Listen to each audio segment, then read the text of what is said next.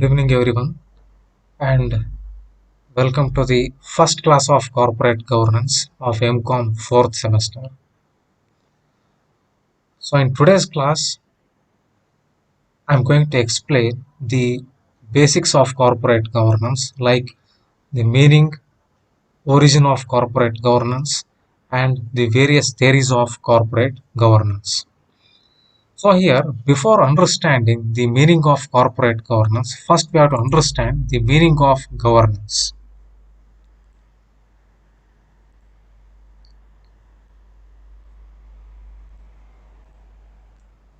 Yes, here comes the meaning of governance. So, in ordinary language, in common parlance, we can say that governance simply means the administration, administering a particular system or administering a particular state by imposing certain laws, rules, and regulations. And here, according to this definition, governance refers to structures and processes. Structures means a legal framework consisting of various laws, rules, and regulations. And processes, the same structures will become process when those rules and regulations are brought into practice. So, governance refers to the structures and processes that are designed to ensure accountability. Here, accountability means responsibility. Here, the person who is undertaking uh, the governance, he should be accountable for everything. Take the example of a person who is acting as a chief minister of a particular state. So here in this example, he should be accountable for everything, every happening of that particular state. And similarly, take the example of uh, a legislator, an MLA, which is who is representing a particular constituency. He must be accountable for that particular constituency, and he should address for all the problems. And the next one is transparency. Here, transparency means governance should always be in a transparent manner. And next, responsiveness. Responsiveness means the person or the system who is undertaking the governance, he or it must act in a responsive manner.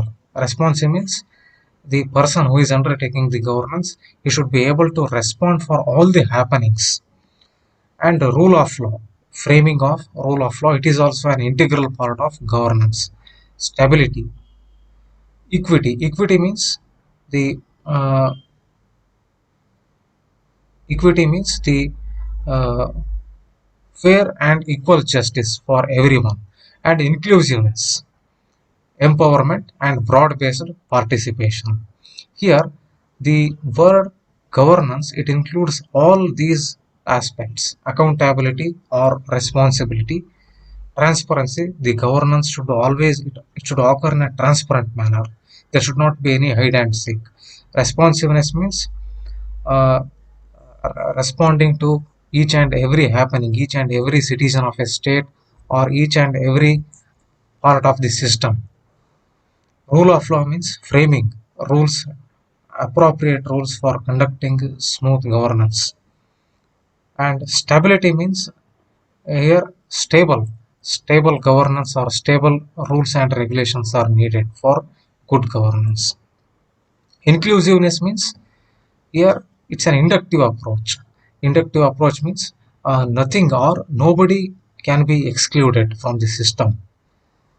Empowerment and broad-based participation. Broad-based participation means there should be participation from all the people, from all the sources or aspects of a particular system. So this is the technical definition given for governance. And next, we'll discuss the meaning of corporate governance.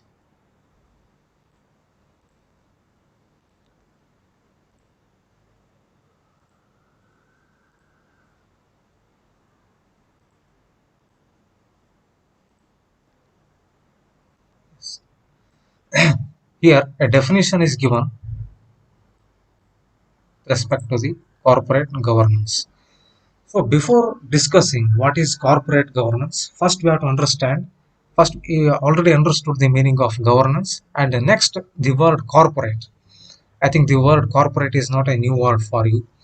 Corporate, it simply means a business organization or a business entity which is operating in the form in the company form in the form of a company, right? Which includes the ownership capital contributed by several persons who are called as owners. And the meaning of company is different in different countries. In India, we can say that a corporate or a company is a business entity which is established by the Companies Act of 1956.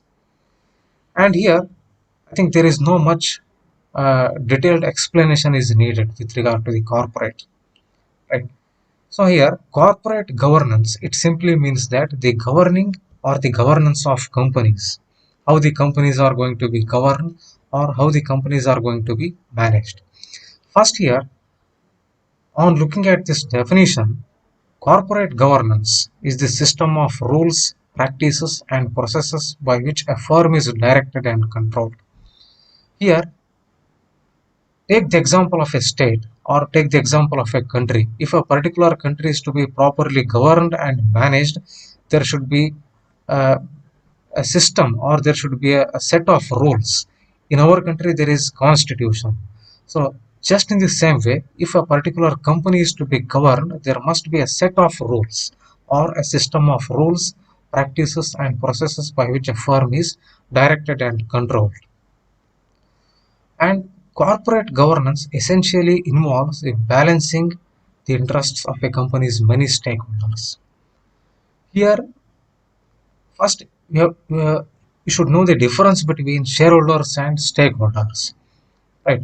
So, shareholders, they are the owners, they are the fund providers, and stakeholders are those persons who are connected with the company, who are those persons directly or indirectly connected with the company. Say, for example, customers, suppliers, government, public, media, all these are the persons who are directly or indirectly connected with the company. And here, corporate governance essentially involves the balancing the interests of a company's many stakeholders, such as shareholders. Shareholders, they stands in the first queue. They are the first stakeholders of the company. Then senior management executives, customers, suppliers, financiers, government and community. And there are yet other stakeholders such as employees, trade unions, and tax authorities. They are the other form of stakeholders. Right here, according to this particular definition, corporate governance is the system of rules, broad-based rules, practices, and processes by which a particular firm or a particular company is directed or controlled. It is governed, right? And here, one more definition is available with regard to the corporate governance. So, just we'll take a glance on that.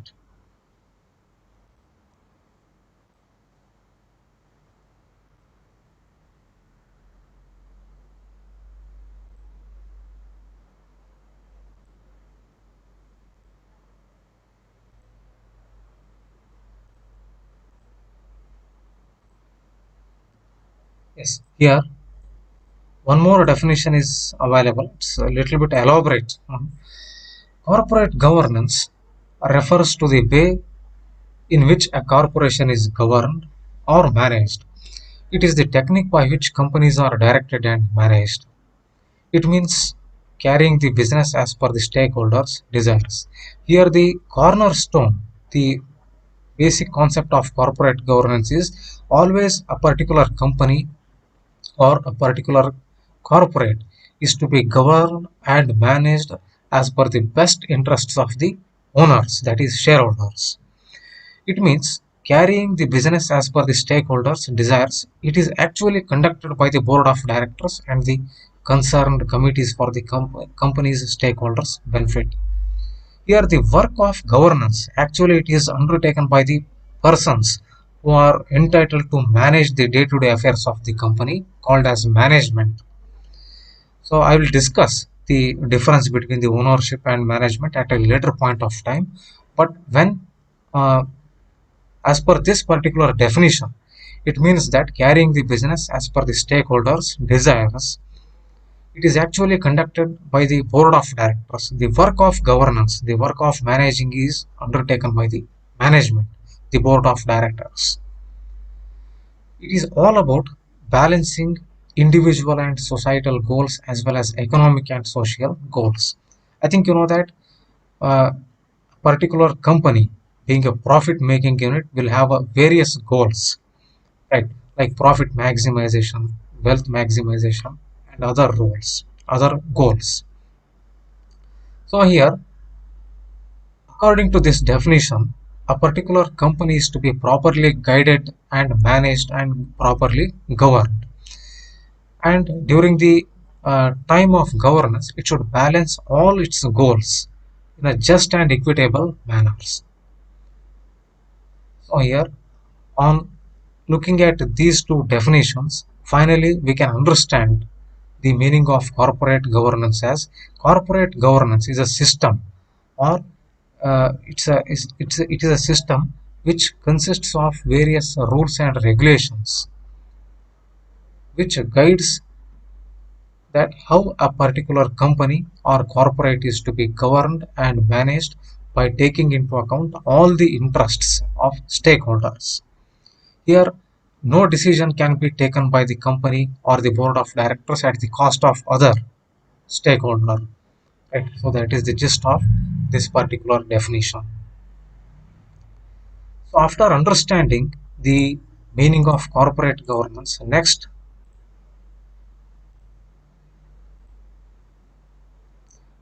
we'll discuss the origin of corporate governance, or why corporate governance is needed, and what is the need of corporate governance.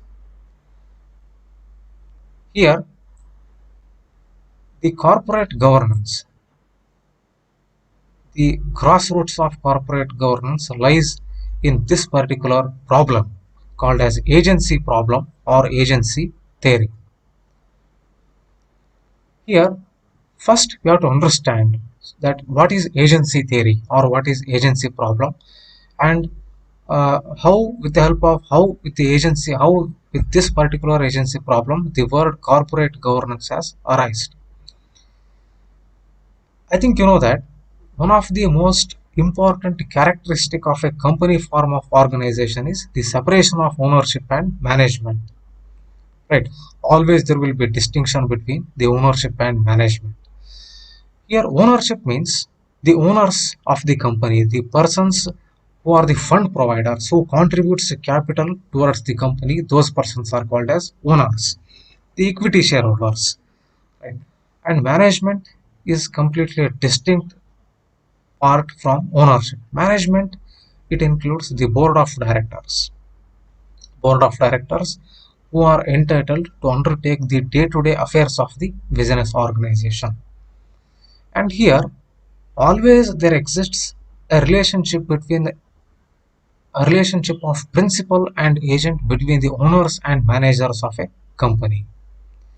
First, you have to understand. So, what is the relationship between a principal and agent?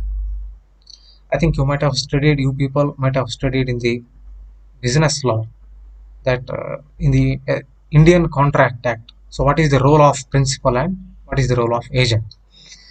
And here, the principal, a particular person